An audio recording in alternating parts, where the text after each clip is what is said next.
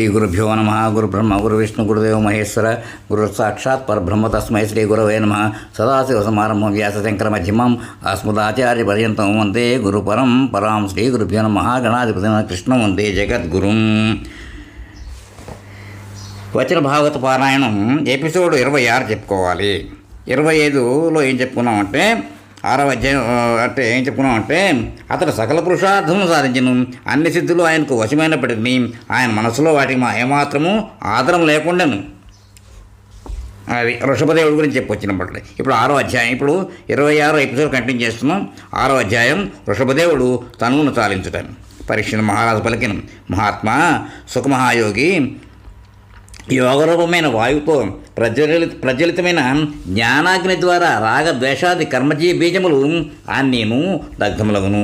వృషభదేవుడు అనిమాది సిద్ధులను ఎలా స్వీకరింపలేదు? సుఖమహర్షి వచించను. మహారాజా, నీవు అడిగినది వాస్తవమే. లోకప్రసిద్ధి ఇట్లున్నది: మనస్సు ఎప్పుడూ చంచలమైనదే. ఏ స్థితిలోనూ దానితో స్నేహం చేయరాదు, దానిని నమ్మరాదు.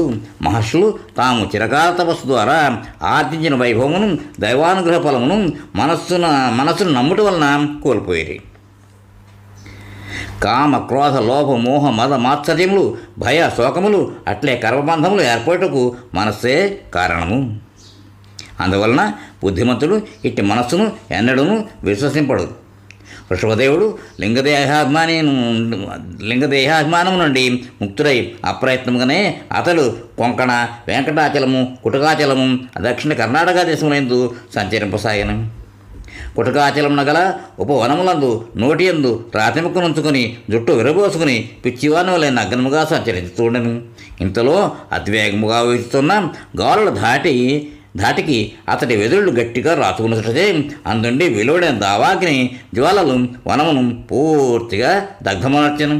వృషభదేవుడు ఆ జ్వాలలకు ఆహుతయ్యను. రజోగుణ స్వభావం గల జనులకు మోక్షమార్గమును నిర్దేశించటయే ఈ వృషభ అవతారం యొక్క పరమలక్ష్యం. ప్రియవ్రతుని వంశము ఉజ్వలమైనది. శ్రీ మహావిష్ణువు వంశం వృషభుడుగా అవతరించి మోక్షప్రాప్తి సాధనమైన పరమహంస ధర్మమును ఆచరించి చూపెను. జన్మరహితుడైన వృషభదేవుడు అనుసరించిన మార్గము అనితర సాధ్యం. ఈ పవిత్ర చరిత్రమును ఏకాగ్రచిత్తంతో శ్రద్ధగా నిరంతరము విన్నవారికి వినిపించిన వారికి భగవంతుడైన వాసుదేవునియందు అనన్యమైన భక్తి కుదురుకొనుడు. సమస్త పురుషార్థంలో సిద్ధించును. పరీక్షిత్ మహారాజా, భగవంతుడు భక్తులకు ముక్తిని ప్రేమానందమును ప్రసాదించను, కానీ భక్తి యోగమును మాత్రము అంత సులభముగా అనుగ్రహింపడు. భక్తి యోగము ముక్తిని మించినట్టింది. అది సహజంగా లభ్యము కాదు. వృషభదేవుడు తన జీవన చర్యల ద్వారా సమస్త భయములను పారతోలలేడు. ఆత్మజ్ఞానమును ఉపదేశించింది. అట్టి మహాత్ములకు వందనములు. 7వ అధ్యాయము భరతుని వృత్తాంతం. శ్రీశుకుడు నుడివెను. పరీక్ష మహారాజా, భరతుడు పరమభాగవతోత్తముడు. అతడు విశ్వరూపుని కూతురైన పంచరుని వివాహమాడాను. వారికి 5 కుమారులు కలిగిరి. భరతుడు రాజైన పిదప అతని కీర్తి ప్రతిష్టల ప్రభావంచే ఇది భారతదేశంగా వాసిగాంచను. భరతుడు సర్వశాస్త్ర పారంగతుడు. భరతుడు ప్రజలను తన తండ్రి తాతల వలె మిక్కిలి వాత్సల్యంతో పాలించను. అనేక యాగములు చేసి పెద్ద వేగు ప్రకృతి వికృతి యజ్ఞములను ఆచరించి శ్రీహరిని భక్తి శ్రద్ధలతో ఆరాధించి యజ్ఞకర్మల ఫలమును యజ్ఞపురుషుడైన వాసుదేవునికే సమర్పించుతుండెను. ఇట్టి నిష్కామకర్మ చేయుడితే అతని అంతఃకరణము పరిశుద్ధమయ్యను. నిరంతర భగవద్ధ్యానం కారణముగా భరతంలో భక్తి తాత్పర్యములు దినదినాభివృద్ధి చెందుతుండెను. ఇట్లు అనేక సంవత్సరములు రాజ్యపాలన చేసి తన పరిపాలనా సమయం ముగియనున్నట్లు గమనించి భరతుడు వనములకు వెళ్ళుటకు నిశ్చయించుకుని తన రాజ్యమును కుమారులకు పంచి ఇచ్చి పులహాశ్రమమునకు అంటే హరిహర క్షేత్రమునకు చేరిన. ఆ ఆశ్రమనందుండు భక్తులపై భగవదనుగ్రహము పపారముగా ప్రసరించుచుండును. నేటికి వారికి ఇష్టమైన రూపంలో భగవంతుడు దర్శనమిచ్చుచుండును. అతట చక్ర నది అంటే గండకి అన్నది గలదు. అది నదుల్లో మేలువంతి. అది 2 వైపులా నాభి వంటి చిహ్నము గల చక్రాకార సాలగ్రామములతో పరిఢవిల్లుచు అతడ గల ఋష్యాశ్రమముల అన్నింటినీ పవిత్రం చేస్తూ ఉండును. అతట ఒక ఏకాంత ప్రదేశమున ఒంటరిగా కూర్చుని శ్రీహరిని ఆరాధించాను. శ్రీమన్నారాయణ స్మరించు ఇట్లు స్తుతించను. సూర్యనారాయణ తేజస్సు కర్మఫలాల ఫలదాయకము, అది ప్రకృతికి అతీతమైనది. అతడే తన సంకల్పం మాత్రమున ఈ జగత్తును సృష్టించిన పిదప అంతర్యామిగా ప్రవేశించి తన చిచ్చక్తి ద్వారా వాటి ఇచ్ఛానుసారం సకల జీవులను పోషించి రక్షించును. బుద్ధికి ప్రేరణను ఇచ్చు ఆ దివ్య తేజస్సును మేము శరణు వేడుస్తూ ఉన్నాము. 8వ అధ్యాయం జింకపై గల వ్యామోహంచే భరతుడు మృగముగా జన్మించుట. శ్రీశుకుడు నుడివేను. పరీక్షణ మహారాజా, ఒకనొకనాడు భరతుడు గండకీ నదీ జలంలో స్నానమాచరించి సంధ్యావందనాది నిత్య నైమిత్తిక కర్మను ముగించుకుని ఓంకారమును జపించుతూ 3 ముహూర్తముల కాలం అంటే సుమారు 3 గంటల కాలం ఆ నదీ తీరము కూర్చుండెను. అదే సమయమున ఒక జింక మిగులు దప్పిగొన్నదై నీరు త్రాగుటకై ఒంటరిగా ఆ నదీ తీరమును చేరెను. అది త్రాగుతుండగా ఆ సమీపమున భయంకరమైన సింహగర్జన వినపడెను. ఈ పరిణామంతో ఆ జింక దప్పిగా తీరకున్నను వ్యాకులపాటుకు లోనై చంచల దృష్టితో నది ఆవాల తీరమునకు చేరుటకై ఒక్క ఉదుటిన ఎగిరి గంతు వేశాను.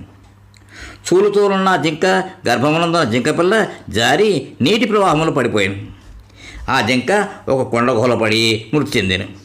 తల్లిని కోల్పోయిన జింక కోన నదిలో కొట్టుకుని పోతుండగా భరతుడు చూచి వెంటనే ఆ శిశువును జాలితో తన చేతుల్లో తీసుకుని తన ఆశ్రమం తెచ్చి దాన్ని ప్రేమతో సాకుతూ పూర్తిగా దాని ధ్యాసలో పడి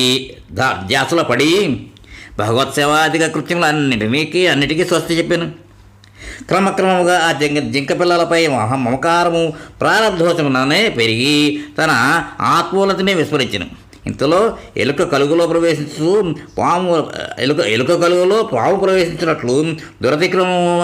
దురతిక్రమము భయంకరమైన మృత్యువు కబళించు సమయము రానే వచ్చును. అవసరం దశందు శోకాకులమై ఆ లేడి పిల్ల పుత్రుని వలె అతని పక్కనే ఉండెను. అతని మనస్సు లేడిపిల్లపైననే నిమగ్నమై ఉండెను. ఆ మమకారముతోనే అతడు తన తనువును చాలించాను. అంత్యకాలంన మనస్సునందున్న భావమునకు అనుగుణముగా అతడు లేడీ అయి జన్మించాను. కానీ యోగ సాధన ప్రభావమున అతనికి పూర్వజన్మ యందు చేసిన భగవదారాధనా స్మృతి నశింపలేదు.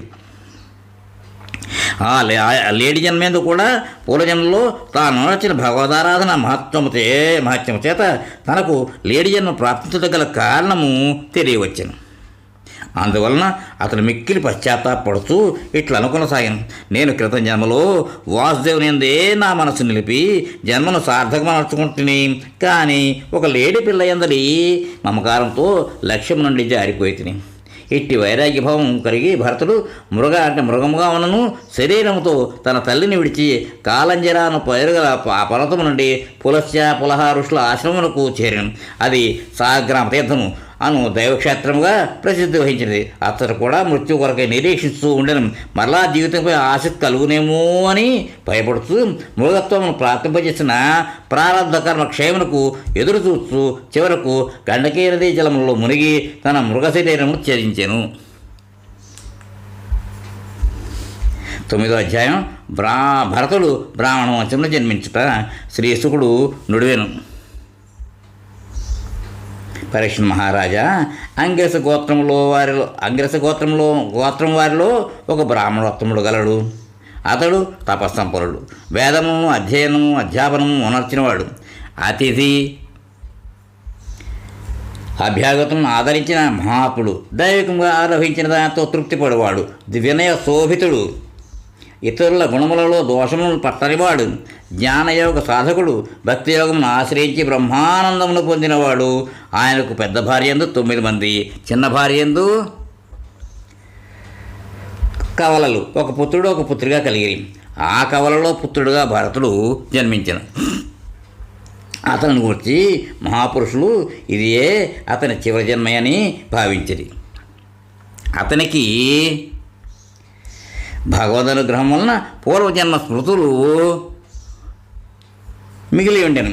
సకల కర్మల బంధములను భేదించినట్టి భగవంతుని నామగుణములను శ్రవణము సంకీర్తనము చేస్తూ ఉండేవాడు.